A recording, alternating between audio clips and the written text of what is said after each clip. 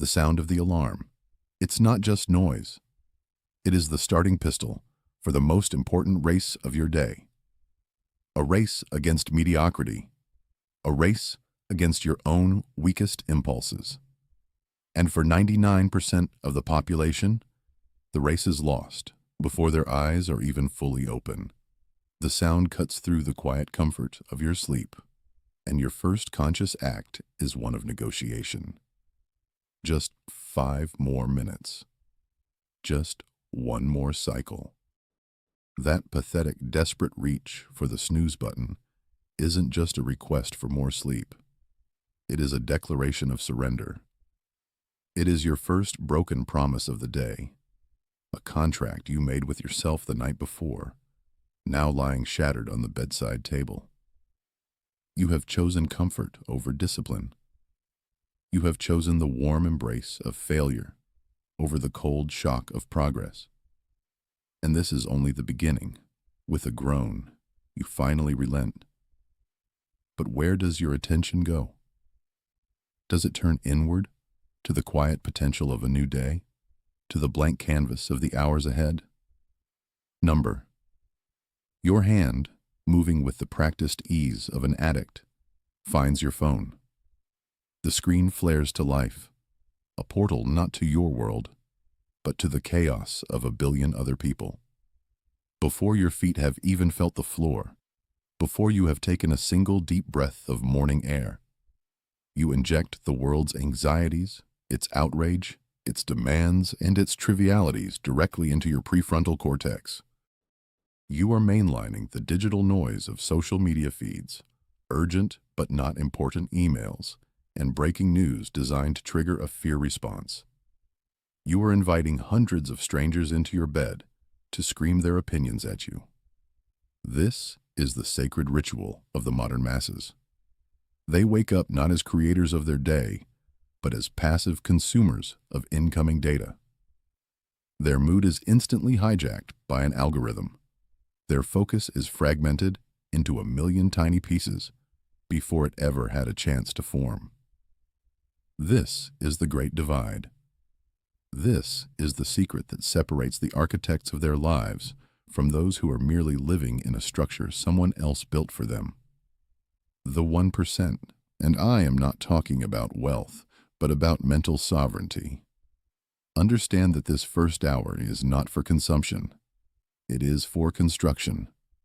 While you are drowning in a sea of notifications, they are in the quiet. While you are reacting to the world's agenda, they are deliberately, methodically, setting their own. They are not checking their value against someone else's curated vacation photos. They are not letting a client's frantic email dictate their emotional state. They are in the silence, calibrating their minds. They are sharpening their focus. They are forging the mental and emotional armor you so desperately wish you had when the pressures of the day inevitably arrive. They know the truth you have been avoiding.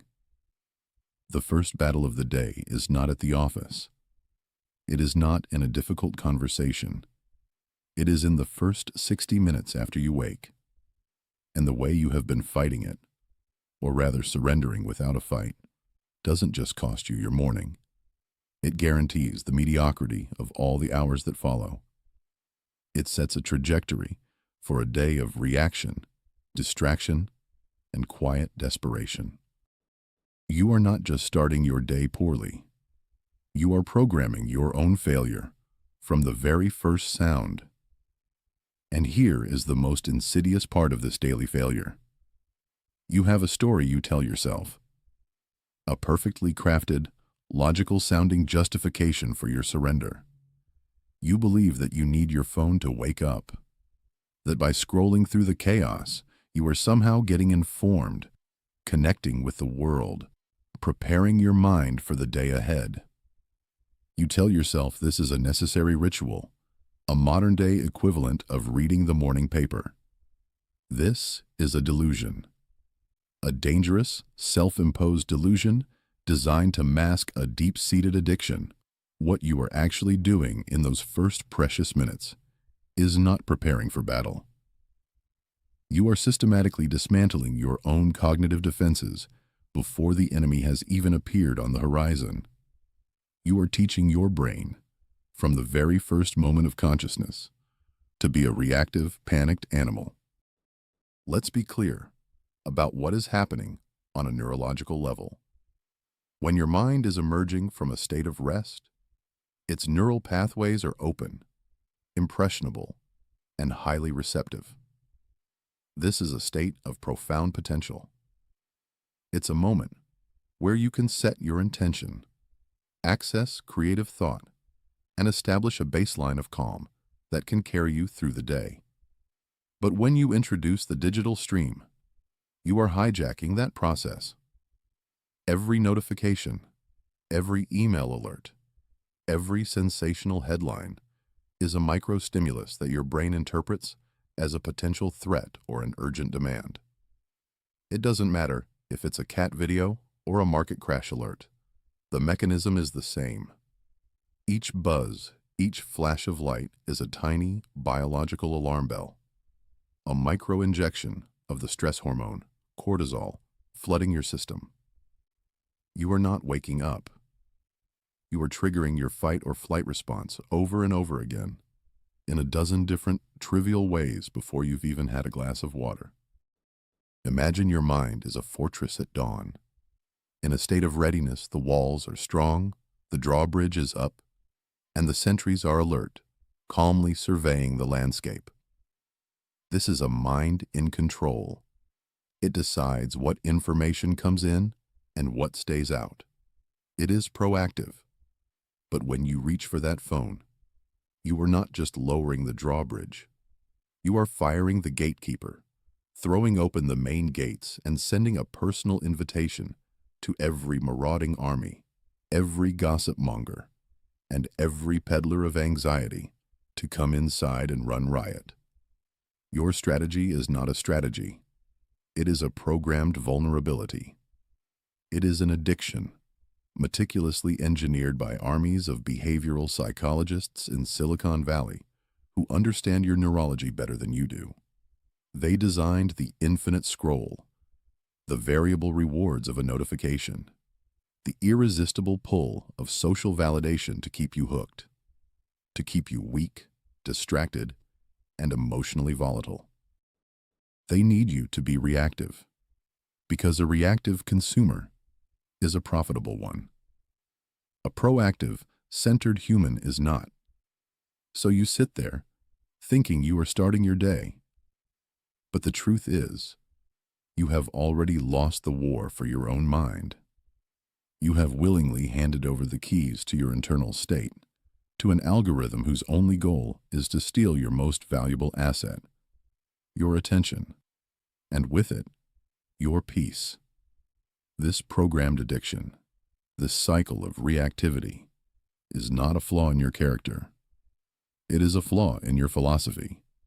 You are operating without a code, a fundamental law to govern your own mind. And so, you are easily governed by others. What, then, is the antidote to this modern poison? The answer isn't found in a new app or a productivity hack. It was carved into stone 2,000 years ago by men who faced war, plague, and exile with a tranquility we can now only dream of. It is the law of the Stoics. The foundation of this law is brutally, beautifully simple. The philosopher Epictetus, a man who was born a slave and rose to become one of the most revered teachers in the Roman Empire, laid it out perfectly. He said, quote, "That's it. That is the master key to a life of purpose and power. Your career, the economy, what other people think of you. These things are ultimately outside of your direct control. You can influence them, but you cannot command them. But your thoughts, your judgments, your responses, and crucially, what you choose to do in the first 60 minutes after you wake up, these are entirely and absolutely within your sphere of control. This first hour is your sovereign territory. It is the one piece of ground in the entire 24-hour battle that is yours alone. By reaching for your phone, you are willingly, foolishly, surrendering your only true fortress before the battle has even begun.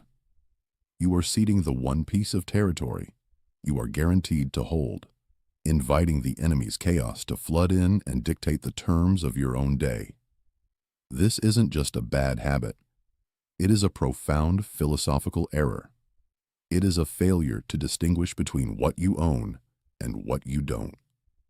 The great Roman emperor, Marcus Aurelius, understood this not as an option, but as a duty.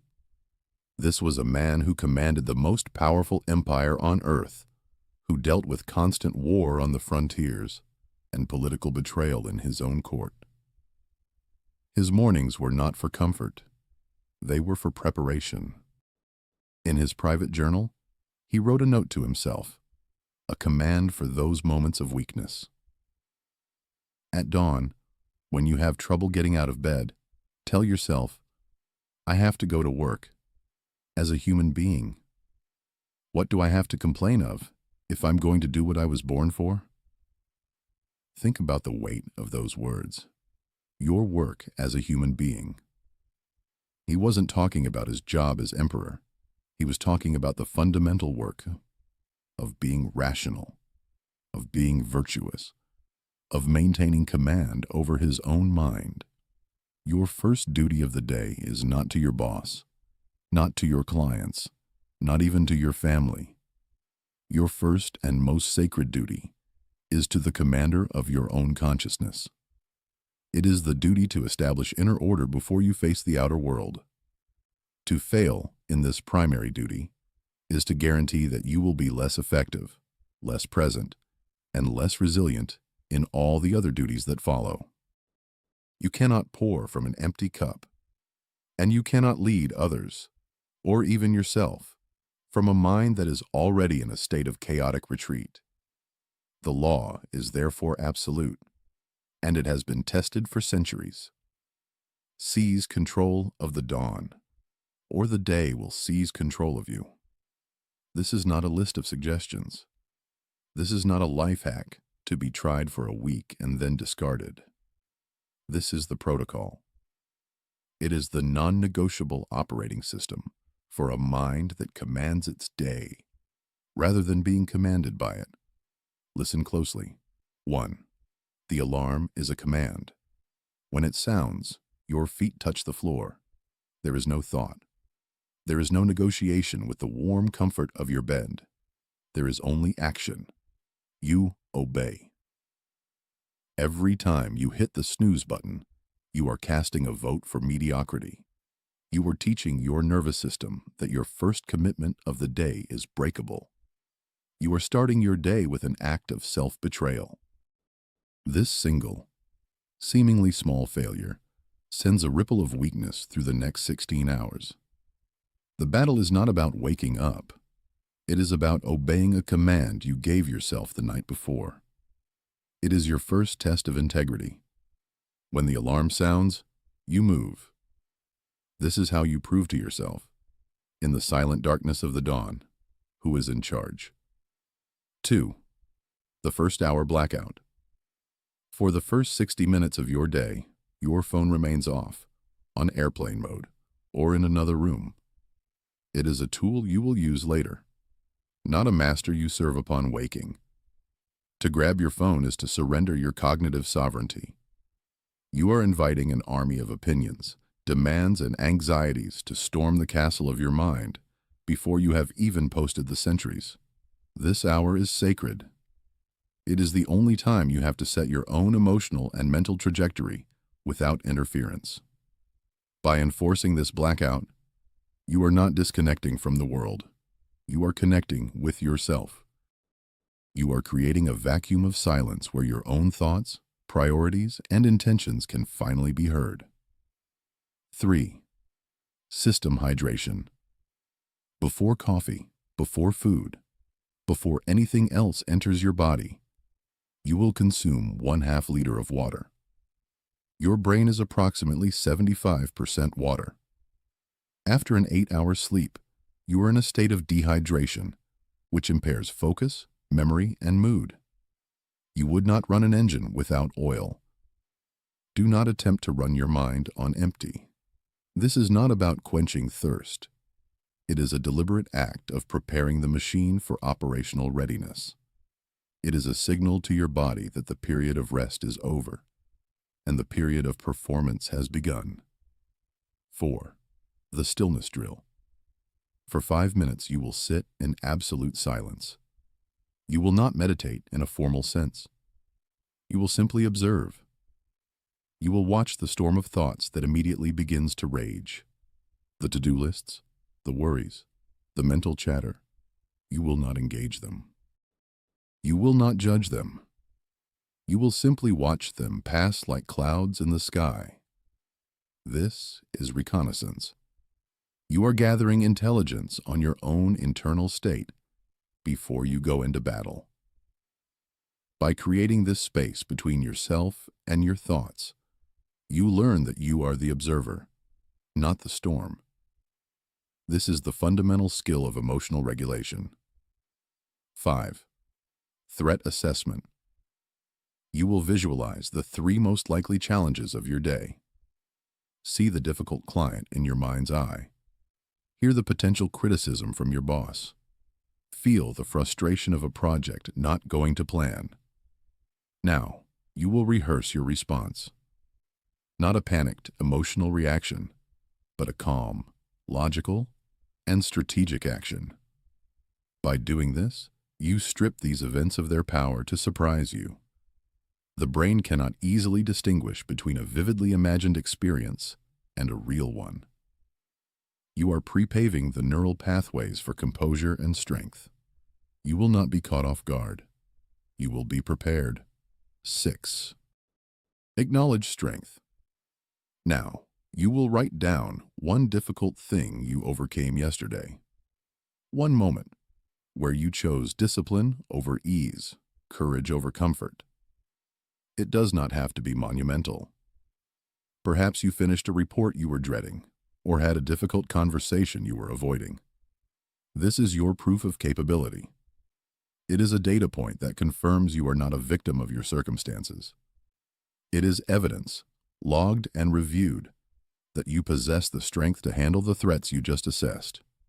You are reminding yourself of your own power, based not on hope, but on history. 7. Define mission victory. Finally, you will identify and write down the one critical task that, if completed, will make today a win. Not 10 tasks, not 5. 1. This is your primary objective. This is the hill you must take. All other tasks are secondary. This act provides profound clarity. It cuts through the fog of busyness and focuses all the energy you have just cultivated onto a single, high-impact target. This is your mission. Everything you have done up to this point has been to prepare you to achieve it. You have been given the intelligence. You have received the protocol. The time for passive listening, for intellectual curiosity, for simply understanding is now over. What stands before you is not a suggestion to be considered, but a choice to be made. A line has been drawn at the horizon, and you have until the next sunrise to decide which side of it you will stand on. Tomorrow morning is not just another morning. It is a verdict. It is the moment you will render a judgment on your own future, a judgment that will be declared not with words, but with a single, simple action. You will either rise as the commander of your own mind, the deliberate architect of your day, or you will remain a slave to impulse and chaos, a willing subject in an empire of digital noise. There is no middle ground in this war. There is no partial victory. You cannot negotiate with the snooze button. You cannot compromise with the endless scroll. To attempt to do so is to concede defeat before the battle has even begun. Think about what that choice truly means. Imagine For a moment, the two doors that await you when the alarm sounds. Behind the first door is the familiar, comfortable prison you have built for yourself. It is the world of the reactive mind, the world where your first conscious act is to surrender your attention to a glowing screen, to invite the anxieties, the demands, and the curated outrage of millions of strangers directly into your psyche. It is a world of low-grade panic, of feeling perpetually behind, of a day that feels like a frantic race you are already losing. This is the path of least resistance, and it leads to a life of quiet desperation, a life defined not by your own intentions, but by the notifications that dictate your emotions. Now, consider the second door. This door is harder to open. It requires effort. It requires a declaration of sovereignty. Behind this door is silence. Not an empty silence, but a silence filled with potential. It is the world of the proactive mind. It is the cool floor beneath your feet. It is the taste of clean water, hydrating a system preparing for its mission. It is the stillness in which you are not a consumer of data, but an observer of your own consciousness. It is the feeling of forging your own mental state, of assessing threats before they arrive, of defining victory on your own terms. This is not a world of ease. It is a world of power. It is the world where you are the authority. The choice between these two worlds is not made when the alarm rings. It is made right now. This is why your final instruction is not a private one. It is a public declaration, a commitment device. In the comments below, you are to write a simple, powerful affirmation. This is not for me. It is not for the algorithm. It is for you. It is a signal to your own subconscious mind that the old contract has been terminated. It is a digital line in the sand. The affirmation is, I forge the morning. Let us break down this command. This is an act of supreme ownership. You are not hoping, wishing, or trying. You, the individual, are taking full and absolute responsibility. Forge. This is not a gentle word. To forge something is to create it through heat and pressure, to hammer it into shape with deliberate force and will. You are not starting or having a morning. You are violently and intentionally shaping it from raw material into a tool of your own design. The morning. Not just my morning, but the morning. It is a statement of command over a fundamental force of nature, a claim of dominion over the dawn itself. Write it now. Let that act be the first step in the execution of this new protocol. Let it be the moment the decision solidifies from a vague intention into a concrete commitment. The clock is now ticking. This is your first test. Do not fail it. This is your opportunity to stop being the effect and start being the cause. When you have written your declaration, disconnect from this. Close the screen. Prepare your environment for tomorrow's mission. The theory is complete. The rest is action. Dismissed.